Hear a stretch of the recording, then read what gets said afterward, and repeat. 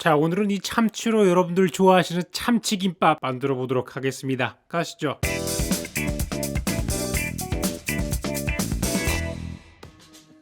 언제나 유튜브용 메뉴 개발을 하다 보면은 정말로 맛있는 걸 만들고 싶다는 생각과 세상에 없던 요리를 만들어야겠다는 두 가지가 합치는 그런 날이 있습니다. 오늘의 주 재료는 참치인데요. 지금 보시는 거는 가다랭어입니다. 많이 들으셨던 가스오부시를 만드는 바로 그 녀석의 재료가 되는 녀석이죠. 오늘은 이 가다랭어를 사용해가지고 고든 램지식 레시피를 승우아빠만의 엉뚱한 상상으로 세상에 없던 맛있는 음식을 한번 만들어 보겠습니다. 우선 생선 손질을 해줘야 되는데 지느러미부터 전부 다 커트를 해줘야 돼요. 이걸 자르지 않으면 손질하는 중간중간에 칼에 지느러미가 걸려가지고 굉장히 형편없이 손질이 되니까요. 그 다음에는 배를 가르고 머리를 따내가지고 내장을 제거하도록 하겠습니다. 보통 이 머리는 생선 요리를 좋아하시는 분들이라면 졸여서 먹거나 볼살을 먹거나 하시겠지만 저는 패스하도록 하겠습니다. 대신에 몸통을 확실히 이용해가지고 몇 가지 요리를 만들 거예요. 우선은 등선을 따라가지고 필레를 떠주시면 되겠습니다. 참치 종류는 운동량도 굉장히 많아가지고 살이 붉게 나오는 게 특징이기도 하죠. 아래쪽에 있는 뱃살 부분을 모두 다 제거를 해주겠습니다. 이 부분은 갈비뼈 부분도 같이 붙어있기 때문에 뼈가 굉장히 많아서 스테이크로 굽기에는 적합치 않고요. 나머지 살코기 부분 중에서도 배 쪽에 있는 살코기와 등 쪽에 있는 살코기로 나눠서 2등분을 해준 다음에 껍질을 모두 다 제거해 주도록 하겠습니다. 그러면 이렇게 깔끔하게 손질된 4개의 덩어리가 나오는데요. 오늘은 이걸로 두 가지 다른 요리를 한번 만들어 보도록 하겠습니다. 첫 번째는 간장에다가 재워가지고 굽는 요리를 할 거예요. 이게 바로 고든 램지식 시그니처 메뉴 중에 하나인 구운 참치 요리를 먼저 보여드리도록 하겠습니다. 30분 정도 재워주는 동안에 나머지 재료들을 손질할 건데요. 얘는 파프리카입니다. 머리 윗부분을 자르고 그 다음에 꼬리 아랫부분을 자른 다음에 옆에 옆구리 부분에 칼을 이렇게 내주시고 돌돌돌돌 돌리면서 안쪽에 있는 저 씨 부분을 전부 다 제거해 주는 겁니다. 이렇게 도려내면은 나머지 부분은 전부 다 살코기나 마찬가지로 잘게 채 썰어 가지고 준비를 해주시면 돼요. 그리고 윗뚜껑과 아랫뚜껑 부분도 너무 당황하지 마시고 그냥 비슷한 두께로 잘라주시면 되니까 버리지 마시고요. 나머지 빨간색도 똑같은 방법으로 썰어 가지고 준비를 해주겠습니다. 너무 노랗고 빨갛기만 하니까 녹색도 넣기 위해 가지고 쪽파 정도 잘게 썰어주시고 요거는 킥인데요. 고수입니다. 고수를 싫어하시는 분들은 깻잎 정도만 넣으셔도 되고 나는 둘 다 싫다 이러시는 분들은 그냥 아무것도 안 넣으셔도 되지만 향이 어느 정도 돼 있는 녀석을 넣으니까 훨씬 더 맛있더라고요. 자, 다음 재료는 와사비인데요. 이 와사비 가루는 회를 좋아하시는 분들이라면 많이 드셔보셨을 겁니다. 보통은 여기에다가 물을 조금만 개가지고 고무차를 같이 만든 가루 와사비를 만드는데 저는 물을 조금 더 많이 넣어서 섞었고요. 그 다음에 준비해 줄 거는 검은 깨와 참깨입니다. 두 개를 적당히 섞어 주셔가지고 요걸로 크러스트를 만들 거예요. 고든 램지 뿐만 아니라 많은 요리사들이 사용하고 있는 방법 중에 하나인데 바로 깨를 옷처럼 입혀가지고 굽는 방식입니다. 간장에 절여둔 녀석을 고추냉이 풀어둔 물에다가 살짝 담가가지고 발라주시고 끈적끈적한 상태의 녀석을 바로 깨에다가 풍덩 시켜주셔가지고 깨를 촘촘하게 묻혀주시는 게 핵심입니다. 이렇게 하면 열이 깨를 통해가지고 전달이 되면서 참치가 서서히 익어가는 효과를 줄 수 있어요. 프라이팬은 아무거나 사용하셔도 되는데 그냥 코팅팬 쓰시는 걸 추천드립니다. 만약에 스텐팬을 쓰신다면 기름을 조금 둘러주셔야 돼요. 그게 아니면 달라붙거든요. 그러니까 가급적이면 코팅팬을 쓰는 걸 추천드리고 저는 혹시라도 따라 하실 분들이 있어가지고 알려드립니다. 기름을 최소한 적게 해주셔야 이 깨들이 잘 타질 않습니다. 튀기듯이 하면은 깨가 순식간에 타버리거든요. 중불 정도의 온도에서 계속 뒹굴뒹굴 굴려가면서 한 5분 정도 구우시면은 안쪽이 이렇게 됩니다. 겉에 부분만 어느 정도 색깔이 변해 있고 자르면 자를수록 두꺼운 부분으로 갈수록 핑크색 부분이 훨씬 더 많은 걸 보실 수 있을 거예요. 물론 저는 이거보다 더 구워야 됩니다. 날 걸 잘 못 먹거든요. 취향에 따라서 조절해 주실 수가 있고요. 주재료가 준비됐으니 보조재료 들어가도록 합시다. 잘라놓은 파프리카들을 기름에다가 볶아준 다음에 간장과 설탕 정도만 넣어주도록 하겠습니다. 그리고 요거를 미리 삶아놓은 메밀면에다가 넣을 거예요. 저는 메밀면을 준비해봤는데 여러분은 그냥 라면이나 국수 아니면 본인이 좋아하시는 면을 쓰셔도 돼요. 우동 같은 것도 괜찮을 거란 생각이 드는데 제가 메밀면을 쓴 이유는 고든 램지 오리지널 레시피가 메밀면이 들어갔기 때문입니다. 그 다음에는 아까 썰어놓은 쪽파와 고수 정도를 넣어가지고 버무려 주시면 이것만으로도 굉장히 맛있는 간장 비빔면 같은 것이 됩니다. 사실 요거를 먹어보고 딴 게 더 필요 없을 것 같았지만 그래도 고든 램지의 레시피의 완벽한 구색을 보여드리기 위해 가지고 한번 담아보도록 하겠습니다. 이렇게 면을 담아주신 다음에 구워놨던 참치를 얹어가지고 마무리를 해주시면 되는 것이죠.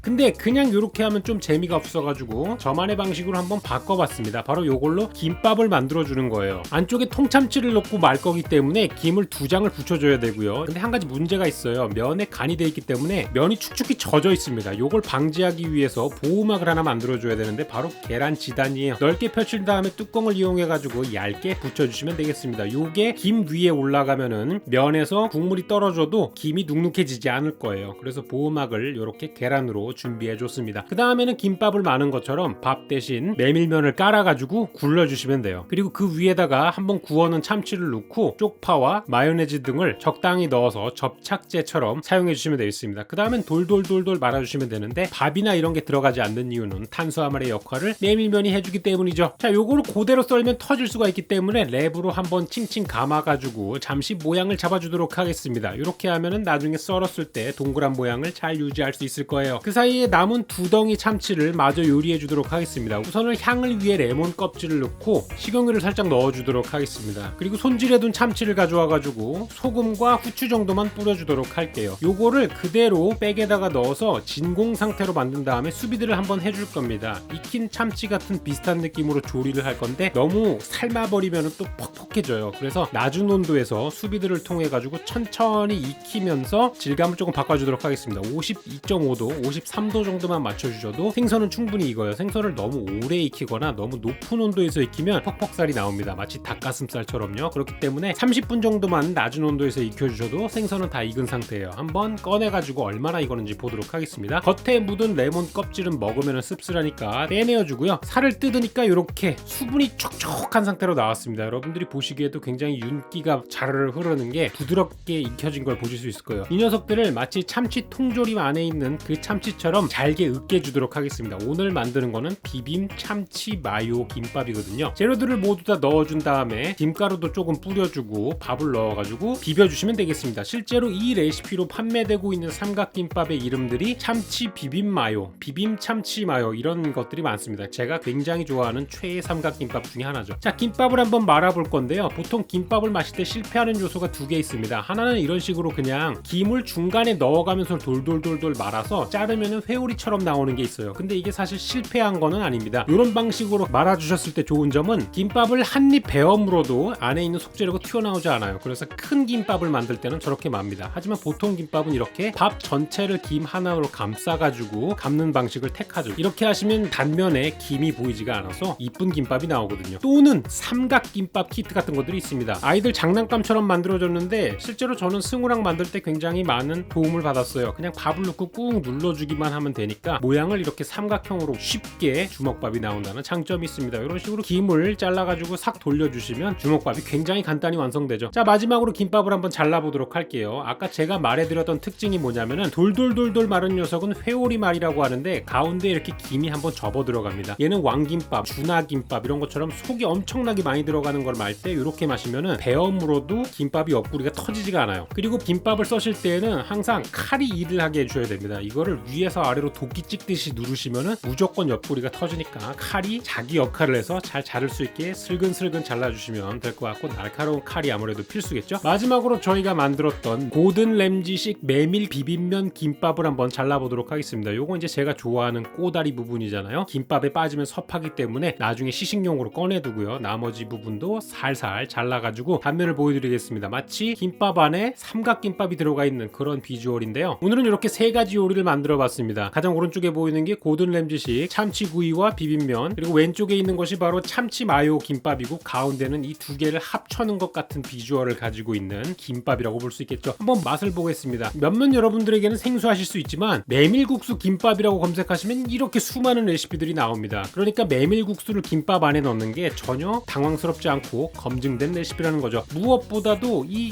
면 자체가 굉장히 간이 짭조름하면서도 누구나 다 좋아할 것 같은 초딩 입맛을 담고 있고, 안에 또 맛있는 참치가 들어갔으니까 이 레시피는 맛이 없을 수가 없었습니다. 놀랍게도 이 김밥 집에 가져갔더니까 승우가 호로록 먹을 정도로 굉장히 성공한 레시피였어요. 오늘도 긴 영상 시청해주셔서 감사합니다. 저는 다음 시간에 훨씬 더 신기하고 맛있고 재미있는 레시피로 다시 찾아오도록 할게요. 고마워요.